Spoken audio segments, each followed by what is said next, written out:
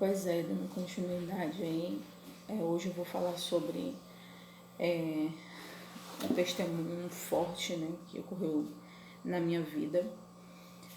Como eu falei, depois que eu saí da igreja, os erros que eu cometi quando eu era jovem, né, as consequências vêm, elas vêm com o tempo, né, dos erros que nós cometemos, né, na nossa vida, com certeza já vai ter alguma consequência futuramente, né. E aí, como eu falei, eu vivi uma vida desregrada. Eu namorei muito, sim, gente. Namorei. Depois que eu deixei uma pessoa com quem eu casei no civil, eu larguei dele. Eu conheci uma outra pessoa. E essa pessoa, eu não vou comprometê-lo não, né? Mas essa pessoa, ela fez, falando o nome, né? Citando o nome, não vou citar o nome de ninguém aqui. Mas ele conseguiu fazer, assim, um grande estrago, assim, no meu emocional, sabe, gente? E foram 5 anos, né?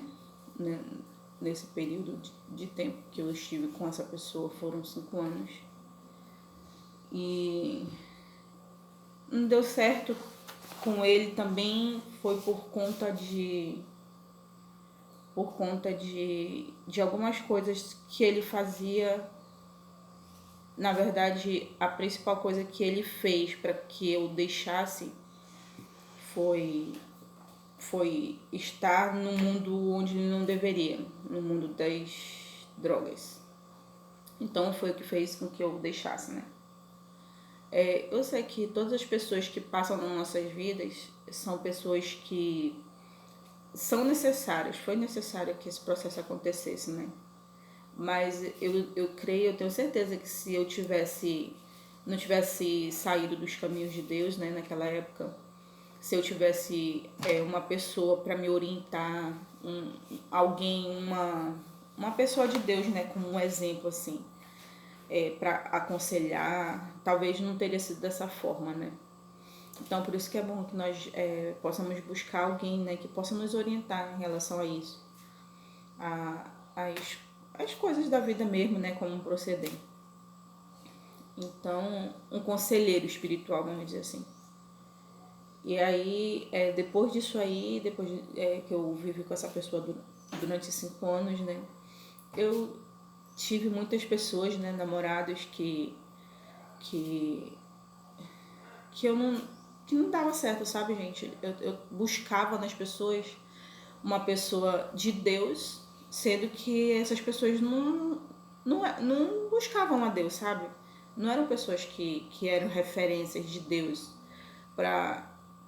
Eu buscava assim, poxa, eu quero alguém que some comigo, uma pessoa que tema a Deus, que seja temente a Deus. Porque uma pessoa que é temente a Deus, ela vai te tratar como você deve ser tratada, né?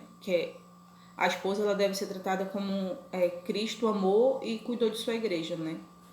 E não é o que acontece na maioria das vezes que nós sabemos. Não é o que acontece. Então, eu namorei muito, né? Não dava certo, eu deixava. Namorava com outra pessoa, não dava certo. Assim, namorei muito mesmo. Isso eu não nego, né? E tem muitas pessoas que falam das nossas vidas sem nos conhecer, sem viver dentro da nossa realidade, né? Tem um ditado que eu gosto de falar e que é certo, é que você só deve falar do outro, só deve olhar pela janela e ver a roupa suja do outro quando você calçar os sapatos deles ou depois que você limpar a janela da sua casa, antes de olhar para a roupa suja do vizinho, né? Então, há pessoas que falam, sim, até, gente, tem tantas pessoas assim com coração, com espírito de fofoca, espírito imundo de fofoca, que gostam de se meter na vida das pessoas, mas ninguém conhecia, aliás, além de Deus, né? Ninguém conhecia o meu coração, né? As pessoas falavam o que achavam. E na vida é assim, gente. Infelizmente é assim. Tem pessoas que não trabalham para para não trabalham para como é que eu posso dizer? Para ter sucesso na vida, vamos falar assim. Não buscam melhorias de vida, né? Não trabalham, não tem coragem de trabalhar para isso. Mas quando eles veem as tuas conquistas, eles se incomodam. Quando eles veem que você tá emergindo, que você tá bem, né? Que você tá bem, que você corre atrás, que você tem força de vontade de correr atrás, o teu passado, que eles acham que conhecem, se torna uma forma de eles criticarem você, deles falarem de você, deles quererem te destruir através de palavras. Porque quem coloca isso é o inimigo mesmo que coloca. Pessoas para falarem o que acham de você. Mas não importa o que as pessoas acham de você. O que importa é o que Deus acha. Não importa os pecados que você tenha, o que você fez de errado. Não importa porque já ficou no passado. E Deus, ele é, como eu já falei em outro vídeo, ele é Deus de misericórdia, né? Ele diz, olha, exemplos que eu vou dar, nós somos falhos, nós somos pecadores. E eu vou citar só 5 homens, só 4, vou citar só 4 homens na Bíblia, que foram homens que cometeram erros gravíssimos, né, diante dos olhos de Deus, mas que Deus, pela sua misericórdia, os perdoou, porque eles eram chamados, assim como você. Não importa o que você fez, não importa o erro que você cometeu, mas você tem um chamado. Deus, ele prepara. Deus, ele não chama os capacitados, ele não escolhe os capacitados, ele capacita os escolhidos. E eu vou dar um exemplo primeiro de Moisés, né? Moisés, ele foi um assassino, né? Ele tirou a vida daquele egípcio. Ele se irou, se revoltou, né? Por ver que o soldado lá egípcio estava espancando o hebreu e o matou e fugiu, né? Isso foi um pecado grave. Mas ele era um escolhido de Deus. E eu não estou justificando, gente, dizendo que assassino vai pro céu, só que ele tinha que o assassino, eu não estou justificando o assassinato de ninguém, entendeu? Mas o que eu estou querendo dizer com isso, que Moisés, Davi foi adúltero, Pedro, ele negou Cristo, né, que foi um pecado grave. Paulo, ele perseguia os cristãos, né? Perseguia e às vezes mandava matá-los, né? Então, Deus ele usa as coisas loucas desse mundo, sabe? Para confundir os sábios. Ele usa as coisas loucas desse mundo. E essas pessoas, todos eles cometeram pecados assim terríveis, né? Cometeram esses pecados. Mas eles eram escolhidos, eles se arrependiam, Deus conhecia o coração deles, sabia a bondade do coração deles e eles fizeram grandes coisas. O que eles fizeram? Se arrependeram dos seus pecados e através da vida deles, depois do seu arrependimento, através da vida deles, as pessoas foram um exemplo para as pessoas, né? Da grandeza de Deus, do que Deus pode fazer na nossa vida e que Deus pode transformar. E eu tô aqui justamente para falar sobre esse meu testemunho, né, de vida, que eu disse num vídeo anterior que é um testemunho fortíssimo, né? Eu vou contando por partes porque ele é um pouquinho longo. Eu vou deixar isso daqui como testemunho sobre minha gravidez parte 1. Eu vou deixar escrito assim na legenda. Eu não sei quantos vídeos vão dar, mas com o passar do tempo eu vou gravando aos pouquinhos.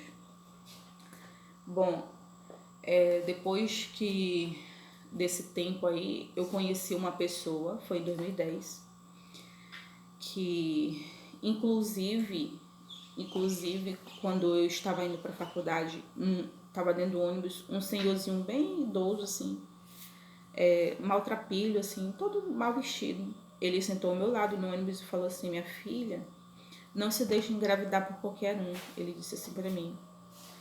E nesse tempo eu tava doente, né? Eu tinha miomatose gigante. Miomatose, na época até então, eu não sabia que era gigante, né? Eu tinha miomatose. Eu sempre fui muito magrinha. Nunca fui de ser gorda, né? Hoje que eu tô um pouquinho mais fortinha depois que eu tive minha filha. Então, aí tá, eu ouvi aquele homem assim e fui, né? Fui embora pra faculdade. Cheguei na parada e desci. Aí conheci essa pessoa. É porque, sabe, gente, assim, a gente teria como é que eu posso dizer pra vocês? A gente tem que pedir orientação de Deus nas coisas que a gente vai fazer. Às vezes, nós, na pressa de querer acertar, a gente acaba errando, como foi o meu caso, que eu fiz muitas vezes, né? Então, eu me deixei, ainda deixei me engravidar por qualquer pessoa. Uma pessoa que... A minha filha é uma bênção na minha vida, gente. Só pra deixar bem claro, a minha filha é a única filha que eu tenho. Eu tenho apenas um filho. Mas a minha filha é uma bênção. Eu só me arrependo de ter sido com quem foi, né? Mas aconteceu, né? Aconteceu e eu tenho certeza que a minha filha é bênção. E vocês vão concordar comigo no final do meu testemunho, ao final do testemunho. Bom, enfim, não fiquei com ele também. E ele me abandonou grávida, né? Grávida, não deu assistência nem pra mim, nem para mim enquanto grávida e nem pra minha filha. Não nos deu assistência durante esse período de gravidez, né? E a minha gravidez foi uma gravidez de alto risco, porque por conta do mioma, né? Antes de chegar aí, eu fui ao médico. Eu fui até um ginecologista pelo SUS mesmo. Eu não tô recordando o nome dessa ginecologista, eu não lembro. Faz tempo, também não guardei nenhum papel, nada em relação a esses exames, né? Aí fui fazer exames, né?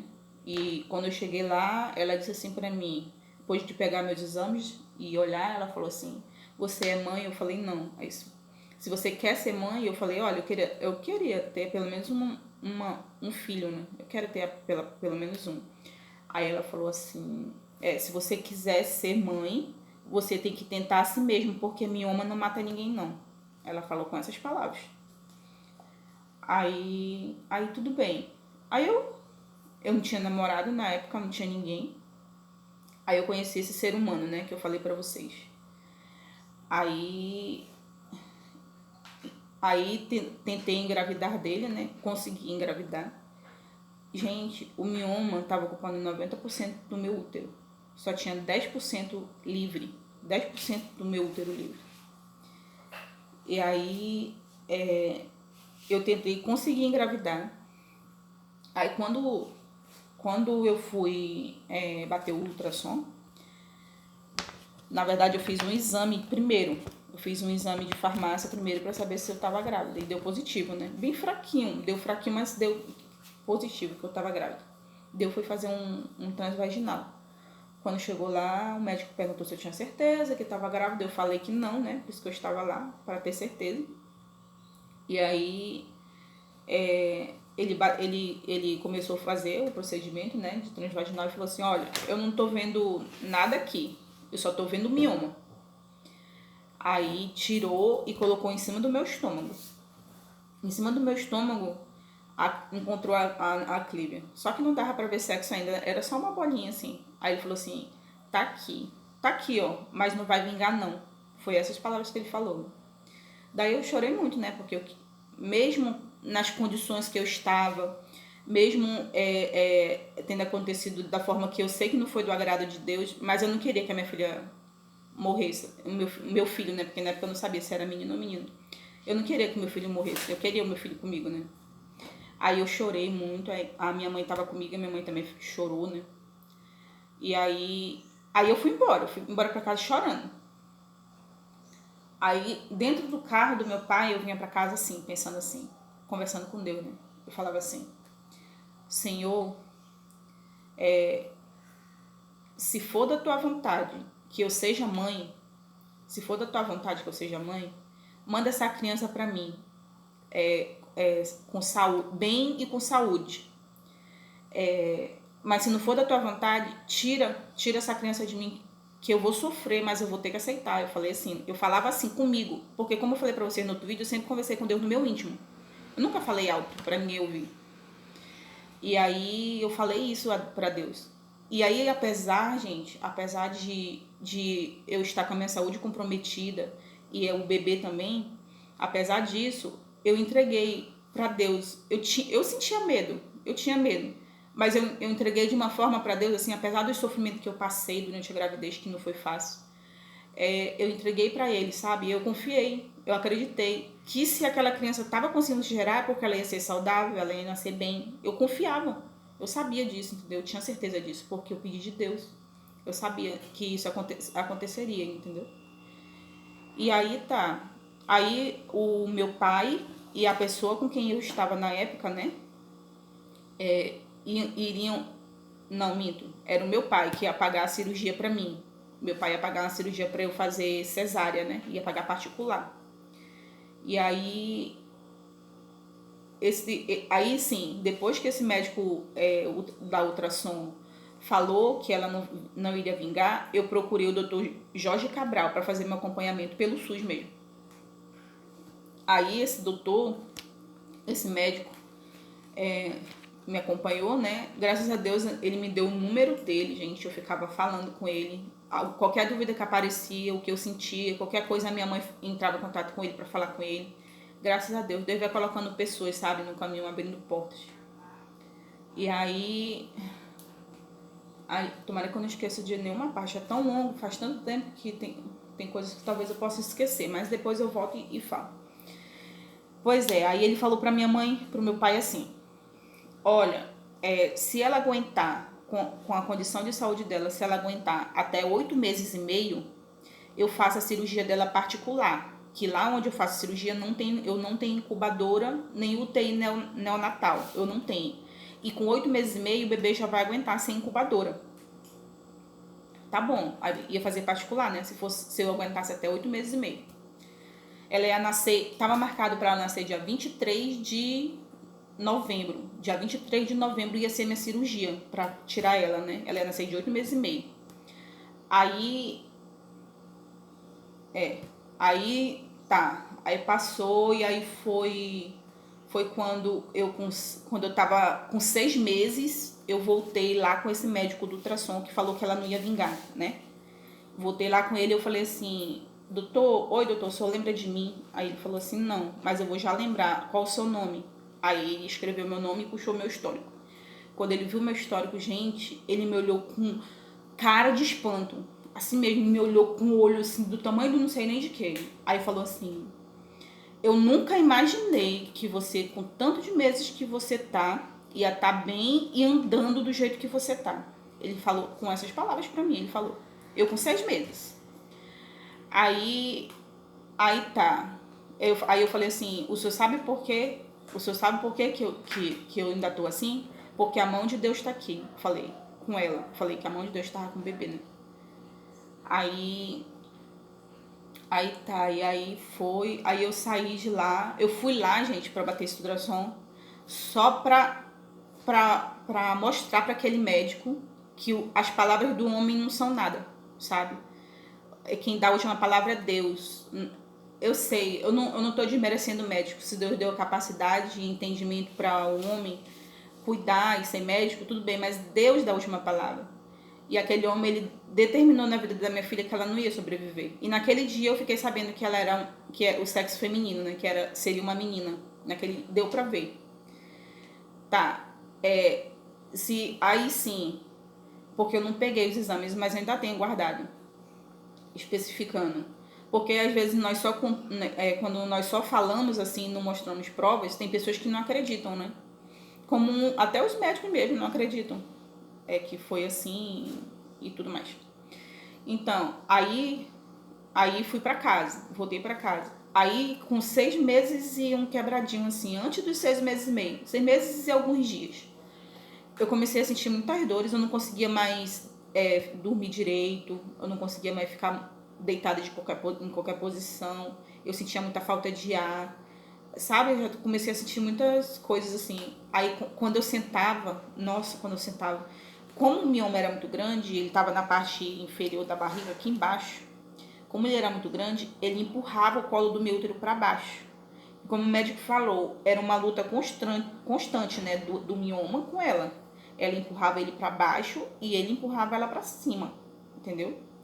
E aí eu não conseguia mais sentar, porque o colo do meu útero estava muito baixo. Quando eu sentava, dava uma dor horrível. No meu ânus, assim, nessa parte toda, dava uma dor horrível. Tá, gente, esse vídeo eu vou parar ele por aqui. Eu vou dar continuidade outro dia, tá bom? No vídeo. E por hoje é só. Se inscrevam aí no canal. Deixa aquele joinha aí, ative os sininhos para vocês não perderem o restante do testemunho e para que nós possamos alcançar mais pessoas, né, que visualizem, para que possam visualizar e levar como exemplos, né, do meu sofrimento, né, do meu testemunho. Tá bom, gente? Fiquem com Deus aí e até a próxima.